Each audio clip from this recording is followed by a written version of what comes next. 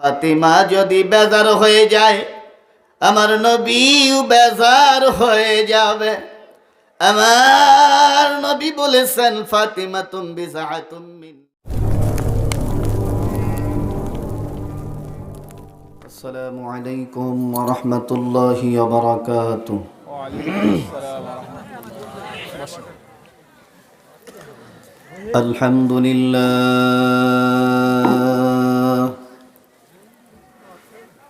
আলহামদুলিল্লাহি নাহমাদুহু ওয়া নাস্তাঈনুহু ওয়া নাস্তাগফিরুহু ওয়া নু'মিনু বিহি ওয়া নাতাওয়াক্কালু আলাইহি ওয়া নাউযু বিল্লাহি মিন শুরুরি আনফুসিনা ওয়া মিন সাইয়্যাতি আ'মালিনা। من يهده الله فلا مضل له ومن يضلله فلا هادي له ونشهد أن لا إله إلا الله وحده لا شريك له وأشهد أن محمدًا عبده ورسوله الذي أرسله بالحق بشيرًا ونذيرًا وداعيًا إلى الله بإذنه وسراجًا منيرًا أما بعد পড়ুন সবাই আউযু বিল্লাহি মিনাশ শাইতানির রাজীম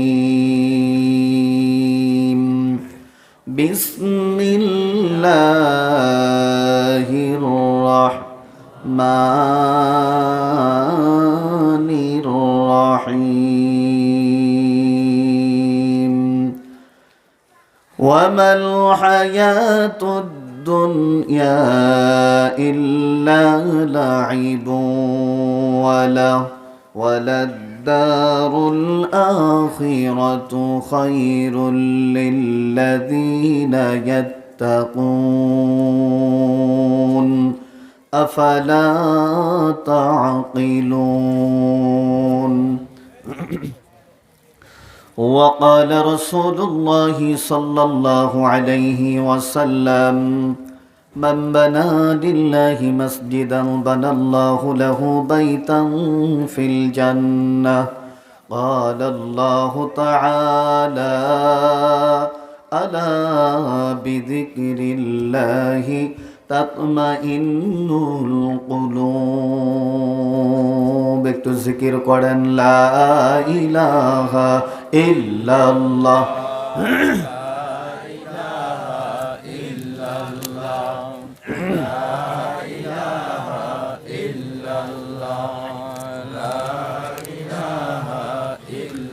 لا إله إلا الله لا إله إلا الله কারো হুকুমে আসিলাম ভবে কারো হুকুমে আসিলাম ভবে আবার কারো হুকুমে যাব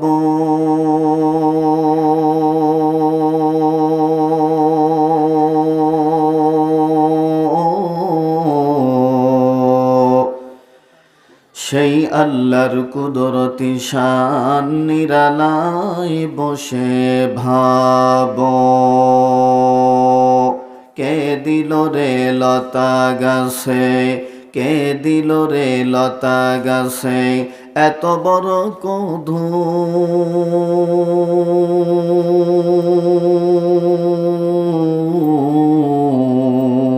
কার আদেশে মৌমাছিরা মৌসাকে দেয় মধু মেয়েদের কেন মোস হয় না মেয়েদের কেন মোস হয় না মুখে দাড়ি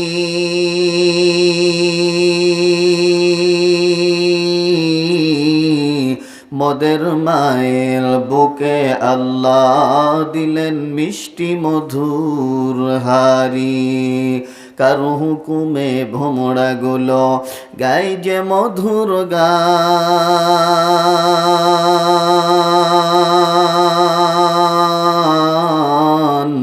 হিসাব করে দেখো এসব আমার আল্লাহ তাআলার দান। লা ইলাহা ইল্লাল্লাহ,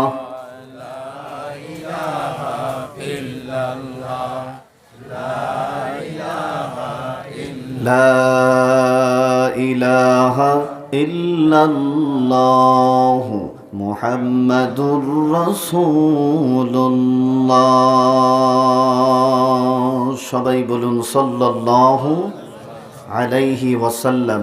সম্মানিত আজকের মাহফিলের জনাব শ্রদ্ধাভাজন সভাপতি সাহেব, উপস্থিত ওলামা ইকরাম ও মুরব্বিয়ান যুবক ভাইরা, আমার আদরের স্নেহের কচি কাঁচা এবং পর্দার আড়ালের আমার সম্মানিতা মা এবং বোনেরা, আল্লাহ পাকের দরবারে সর্বপ্রথমেই জানাই লাখ কোটি শুকুর যে মহান আল্লাহ রব্বুল আলামিন আমাদেরকে দুনিয়ার কোনো বাজো কাজে না রেখে এমন একটি জায়গায় বসার সুযোগ করে দিয়েছেন, যেই জায়গা আজকের রাত্রির কয়েক ঘন্টার জন্য বেহেশতের বাগান। যে মহান আল্লাহ রব্বুল আলামিন আমাদেরকে এই বেহেশতের বাগানে এসে বসার সুযোগ করে দিয়েছেন, ওই আল্লাহর শুকরিয়া আদায় করে জবান খুলে আওয়াজ দিয়ে বলুন সবাই আলহামদুলিল্লাহ। অতঃপর লাখ কোটি দরুদ ও সালাম সেই নবীজির উপর যে নবী দুনিয়াতে এসেছিলেন আল্লাহ ভোলা মানুষদেরকে আল্লাহওয়ালা বানানোর জন্য, জাহান্নামী মানুষদেরকে জান্নাতি মানুষ বানানোর জন্য। লাখ কোটি দরুদ ও সালাম সেই নবীজির উপর। সকলেই বলুন সাল্লাল্লাহু আলাইহি ওয়াসাল্লাম। সম্মানিত হাজিরিন, আল্লাহ পাকের কোরআনে কারীমের মাহফিলে বসেছেন, বলেন তো লাভ হবে নাকি লস হবে? বিসমিল্লাহির রহমানির রহিম। আলিফ লাম মিম। আল্লাহু আকবার বলেন। আলিফ লাম মিম কয়টি অক্ষর? এই তিনটি অক্ষর তেলাওয়াত হলো। এই তিনটি অক্ষরে কমপক্ষে আমার আপনার আমল নামায় আল্লাহ তাআলা 30টি নেকি দিয়েছেন। সুবহানাল্লাহ বলেন। এক নেকি গার কোই বান্দা করে, এক নেকি গার কোই বান্দা করে, एक एक ही बदले में उसे 10 मिले, एक एक ही बदले में उसे 10 मिले। बिस्मिल्लाहिर रहमानिर रहीम। मन जाअ बिल हसनति फलहु अशरु अमसालिहा। सुबहानाल्लाह बोलें। এই উম্মত একটি নেকি করলে আল্লাহ তাআলা 10 নেকির সওয়াব দিয়ে দেন। এ প্রসঙ্গে ছোট্ট একটি ওয়াকিয়া, ছোট্ট একটি ঘটনা আপনাদেরকে শোনাতে চাচ্ছি। হযরতে মা ফাতিমাতুজ জোহরা রাদিয়াল্লাহু তাআলা আনহা এক সময় অসুস্থ হয়ে পড়লেন। হযরত আলী রাদিয়াল্লাহু তাআলা আনহুকে ডেকে বলেন, প্রাণের স্বামী আমার, আমি তো একদম অসুস্থ হয়ে পড়েছি, তবে আমার মনে হয় একটি ডালিম খেলে বুঝি আমার রোগ আল্লাহ তাআলা ভালো করে দেবেন। কি খেলে? চিনেন আপনারা? ডালিমই বলেন, বেদানাও বলে অনেকে। ঠিক আছে। হযরত আলী রাদিয়াল্লাহু তাআলা আনহু, দোজাহানের বাদশার জামাতা আলী রাদিয়াল্লাহু তাআলা আনহু এবার পকেটের ভিতরে হাত দিলেন। দেওয়ার পরে দেখে একটি টাকাও তার পকেটের ভিতরে নেই। নবীর উম্মতেরা গো, হযরত আলী রাদিয়াল্লাহু তাআলা আনহু এবার চলে গেলেন কোন এক সাহাবীর কাছে গিয়ে এবার কিছু টাকা ধার করলেন, কর্জ করলেন। এই কর্জে হাসানা এটাও তো উঠে গেছে, মানুষ টাকা ধার দিতে চায় না। এরও আবার কারণ আছে। কারণ হলো দুটি। এক নম্বর কারণ, যে ব্যক্তি টাকা ধার নেয় কারো কাছ থেকে, সে বলে আগামী শুক্রবার জুমার দিন ওই দিন তোমাকে টাকাটা দেব। ওই জুমার দিন শুক্রবার আর সহজে আসে না।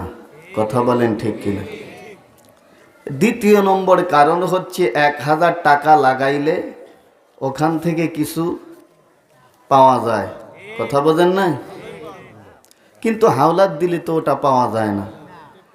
এই জন্যে মানুষ কি করে না, টাকা হাওলাত দিতে চায় না।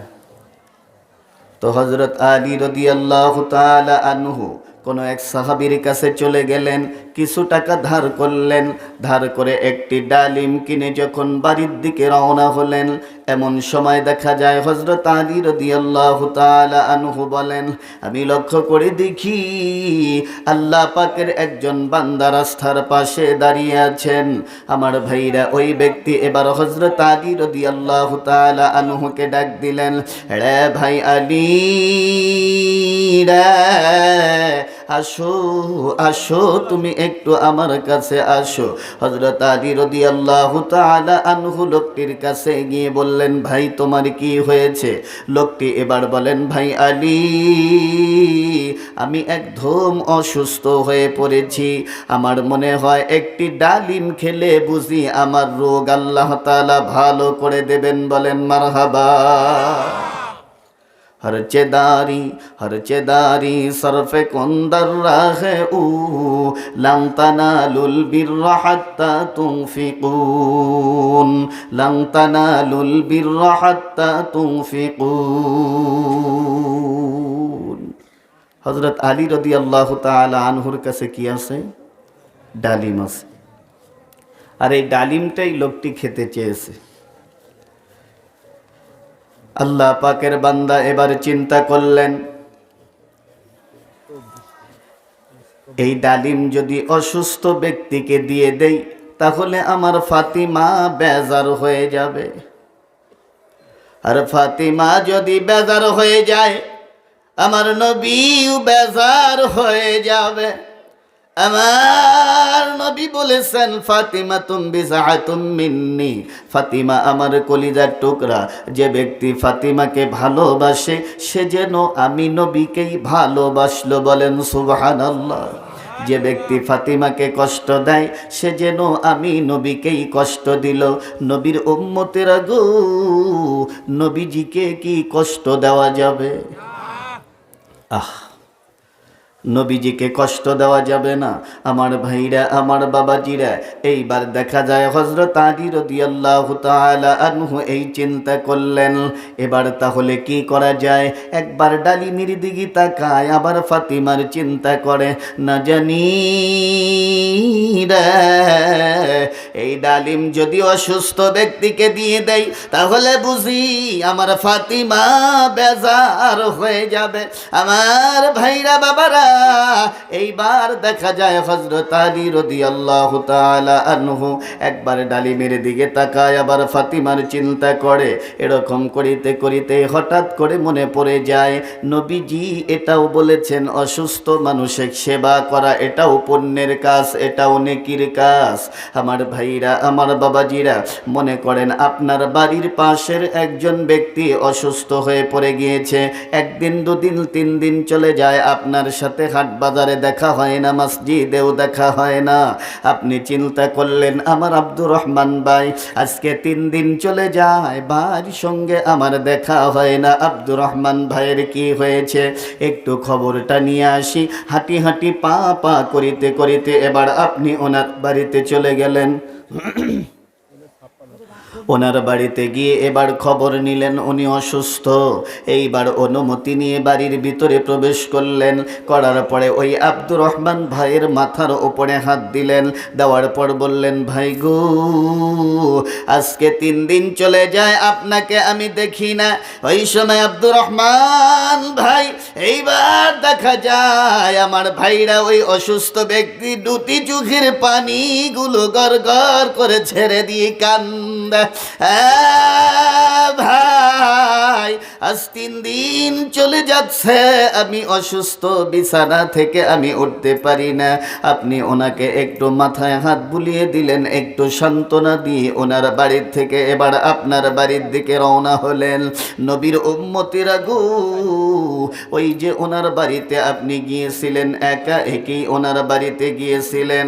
আসলেই একা আপনি ওনার বাড়িতে যাননি, আপনার সাথে আমার আল্লাহর রহমতের 70,000 ফেরেশতা ওই রোগীর বাড়িতে গিয়েছে। বলেন সুবহানাল্লাহ। আপনি যখন রুগীকে দেখে আপনি আপনার বাড়ির দিকে রওনা হলেন, ওই সময় ফেরেশতাগুলো রুগীর বাড়িতে বসে আমার আল্লাহকে ডাক দেয়, মাবুদ, যে ব্যক্তি রুগী দেখার জন্য এসেছিল ওই ব্যক্তির জীবনের সমস্ত গুনাহগুলো তুমি মাফ করে দাও। বলেন সুবহানাল্লাহ। আমার ভাইরা বাবারা, এই জন্যে রুগীকে সেবা করা, রুগীকে দেখতে যাওয়া, এটাও কিন্তু পুণ্যের কাজ। তাই তো হযরত আলী রাদিয়াল্লাহু তাআলা আনহু এবার চিন্তা করলেন, অসুস্থ মানুষের সেবা করা এটাও তো পুণ্যের কাজ, এটাও নেকির কাজ। এই জন্যে এবার ডালিমটিকে 4টি ভাগ করলেন। 4 ভাগের 1 ভাগ ডালিম অসুস্থ ব্যক্তিকে এবার দিয়ে দিলেন। 1 ভাগ ডালিম দেওয়ার পর বলেন, ভাই গো, 1 ভাগ ডালিম এবার ওই অসুস্থ ব্যক্তি খেয়ে ফেলছেন। খেয়ে ফেলে এবার বলে, ভাই গো, রে ভাই আলী, আমার 4 ভাগের 1 ভাগ রোগ আল্লাহ ভালো করে দিয়েছেন। বলেন সুবহানাল্লাহ। তোমার কাছে আরো থাকলে তাহলে আমাকে আরো দাও। আরো 1 ভাগ ডালিম যখন দিলেন, আরো 1 ভাগ ডালিম খেয়ে আল্লাহ পাকের বান্দা এবার বলতেছেন, ভাই আলী রে, আমার অর্ধেক রোগ আল্লাহ ভালো করে দিয়েছেন। বলেন সুবহানাল্লাহ। এরে ভাই আলী, তোমার কাছে আরো থাকলে মেহেরবানি করে আমাকে আরো একটু দাও। আমার ভাইরা বাবারা, যতই দেয় ততই খায়, খাবারের পর বারবার আবার চায়। তার কারণ কি? রোগ ভালো হয় এই জন্যে বারবার চায়। তার মানে ঘটনাটি হয়েছে কেমন? মানে এক গায়রস্থ কৃষি লোক বাড়িতে গরু পালে। তো উনি একদিন নিয়ত করেছে, আমার গাভীর যতটুক দুধ হবে আগামীকালকে সকালবেলায় সর্বপ্রথম আমার বাড়িতে যেই ফকির আসবে ওই ফকিরকে সবটুকু দুধ আমি দান করে দেব। তো সকালবেলায় সর্বপ্রথম এক ফকির এসেছে ওনার বাড়িতে। ফকির ছিল অন্ধ।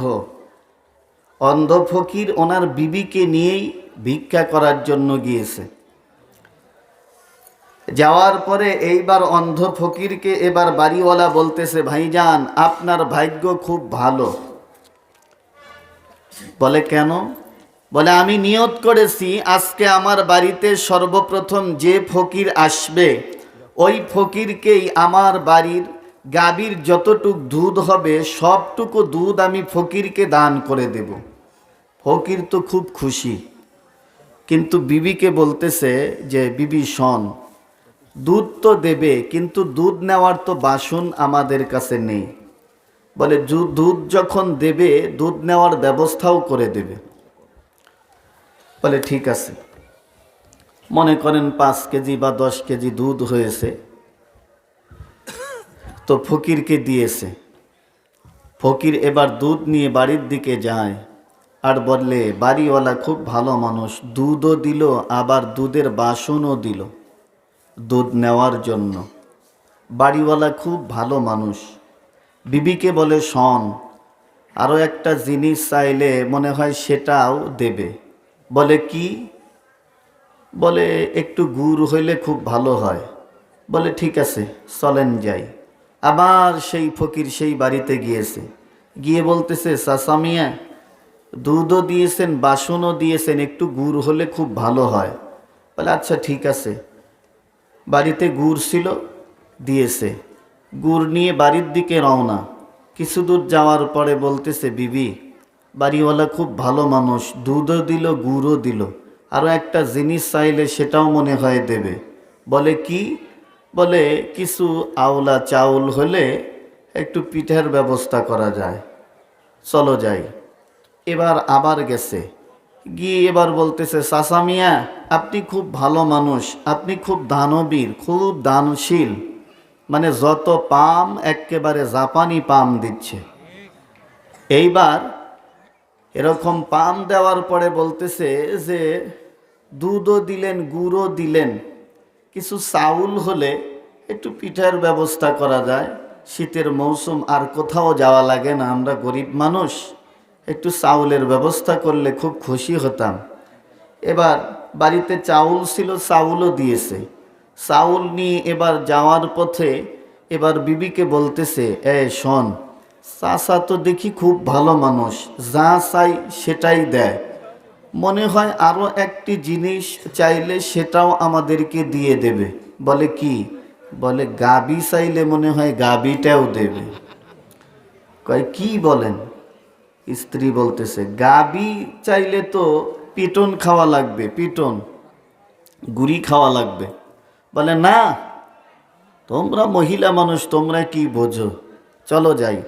আবার গেছে, গিয়ে বলতেছে, সাসামিয়া এবার বলতেছে, কোন ফকিরে ভিক্ষা দিলাম, এখন দেখি আমারই জোলনা কান্দে নেওয়ার গোছ হয়।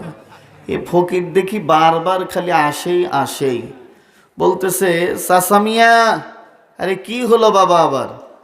বলে আপনি তো খুব ভালো মানুষ, যা চাই তাই দেন, তো সব কিছুই দিয়েছেন, তবে আরো একটা জিনিস দিলে খুব খুশি হতাম। বলে কি? গাবিটা দিলে খুব খুশি হতাম। তখন বলতেছে, আব্দুর রহমানের আম্মা, ওই ঝাড়ুটা আনতো, শলাটা আনতো, ফকির সাইজ করে দেই। ফকির বেটা এবার বলতেছে, এই দৌড়াও তাড়াতাড়ি। বিবিকে নিয়ে দৌড়। কিছু দূর যাওয়ার পরে মানে হয়রান হয়ে গেছে, এরকম করতেছে। তো স্ত্রী বলতেছে, আমি আগেই বলেছিলাম গাবি চাওয়া যাবে না, গাবি চাইলে পিটন খাওয়া লাগবে। তখন বলতেছে, আরে গাবি না দিল তাও তো মনের দুগদুগিটা মিটাইলাম। আমার বন্ধুগণ, হযরত আলী রাদিয়াল্লাহু তাআলা আনহুর কাছে লোকটি এরকম বারবার চায়। ডালিম দেওয়ার পরে, বেদানা দেওয়ার পরে খায়, খাবারের পর আবার রোগ আরো ভালো হয়, এই জন্যে বারবার চায়। এক পর্যায়ে দেখা যায় লোকটির মনে ধুকধুক করে, আরো যদি খেতে পারতাম তাহলে আমার রোগ আরোগ্য হয়ে যেত। নবীর উম্মতেরা গো, এক পর্যায়ে দেখা যায় আল্লাহ পাকের বান্দা হযরত আলী রাদিয়াল্লাহু তাআলা আনহু লোকটিকে যখন পুরোপুরি ডালিমটা দিয়ে দিলেন, পুরোপুরি ডালিম খাবারের পর আল্লাহ পাকের বান্দা এবার বলেন, রে ভাই আলী রে, আমার পুরোপুরি রোগ আল্লাহ তাআলা ভালো করে দিয়েছেন। তোমার বাড়ির কোনো মানুষ যদি অসুস্থ হয়ে থাকে তার জন্য আমি দোয়া করে দিচ্ছি। মাবুদ, হযরত আলীর বাড়ির কোনো মানুষ যদি অসুস্থ হয়ে পড়ে তাহলে মেহেরবানি করে তাকে তুমি শেফা দিয়ে দাও। নবীর উম্মতেরা গো, আমার আল্লাহ এবার লোকটির দোয়াকে কবুল করেছেন। হযরত আলী রাদিয়াল্লাহু তাআলা আনহু বলেন, এবার আমি যখন বাড়িতে চলে গেলাম, বাড়িতে গিয়ে আমি দেখি আমার ফাতিমা পুরোপুরি সুস্থ হয়েছে। বলেন সুবহানাল্লাহ। আমার ভাইরা, আমার বাবাজিরা, একটু পরেই দেখা যায় বাহির থেকে কে যেন হযরত আলীকে ডাক দিতে শুরু করলেন, রে ভাই আলী রে, বাড়িতে আসনি, তাড়াতাড়ি বেরিয়ে আসো। হযরত আলী রাদিয়াল্লাহু তাআলা আনহু এবার বাড়ির থেকে, বাসা থেকে এবার বের হলেন। বের হওয়ার পরে দেখেন হযরত সালমান ফারসি রাদিয়াল্লাহু তাআলা আনহুর আগমন। সালমান ফারসির হাতের ভিতরে একটি পাত্র আছে, একটি বর্তন আছে, উপর দিয়ে রেশমির কাপড় দিয়ে ঢাকা। এবার হযরত আলী রাদিয়াল্লাহু তাআলা আনহুকে বলেন, ভাই আলী, তাকিয়ে দেখো তোমার জন্য কত সুন্দর হাদিয়া এসেছে। রে ভাই আলী, এই হাদিয়াগুলো তুমি নিয়ে নাও। হযরত আলী রাদিয়াল্লাহু তাআলা আনহু বলেন, রেশমির কাপড়টা যখন আমি উঠালাম, উঠানোর পর আমি লক্ষ্য করে দেখি ওই পাত্রের ভিতরে একটি নয়, দুটি নয়, 9টি ডালিম রয়েছে। 9টি ডালিম দেখে হযরত আলী রাদিয়াল্লাহু তাআলা আনহু এবার মলিন বানালেন। রে ভাই সালমান, এই ডালিম আমার জন্য আসেনি। আমার জন্য যদি ডালিম আসতো তাহলে একের বাদৌলতে 10 আসতো। আল্লাহ তাআলা বলেছেন একের বাদৌলতে 10 দেবেন। ভাই সালমান রে, আমি একটি ডালিম দান করেছি, একের বাদৌলতে 10টি ডালিম আসতো, 9টি নয়। যাও এই ডালিম নিয়ে চলে যাও, এই ডালিম আমার জন্য আসেনি। সালমান ফার্সি রাদিয়াল্লাহু তাআলা আনহু এবার মুস্কি মুস্কি হেসে দিলেন। হেসে দিয়ে পকেটের ভিতর থেকে আরেকটি ডালিম বের করলেন। আরেকটি ডালিম বের করে বলেন, ভাই আলী, তোমার জন্য 10টি ডালিম এসেছে। একটি ডালিম আমি একটু রসিকতা করে রেখেছিলাম। রে ভাই আলী, এই নাও তোমার 10টি ডালিম। আমার ভাইরা বাবারা, হযরত আলী রাদিয়াল্লাহু তাআলা আনহু ডালিমগুলো নিয়ে এবার বলেন, হ্যাঁ তাই তো বলি, আমার আল্লাহ পাকের কোরআনুল কারীমের কথা তো মিথ্যা হবে না। মান জাআ বিল হাসানাতি ফালাহু আশরু আমসালিহা। আল্লাহু আকবার বলেন। একের বাদৌলতে আল্লাহ তাআলা 10 দিয়ে দেন।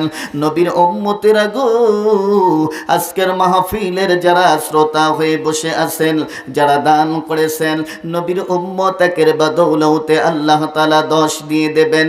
যে আয়াতে কারিমাগুলো তেলাওয়াত হবে, প্রতিটি অক্ষরে আমার আল্লাহ একের বাদৌলতে কমপক্ষে 10টি করে নেকি আমাদের আমলনামায় দিয়ে দেবেন। বলেন সুবহানাল্লাহ।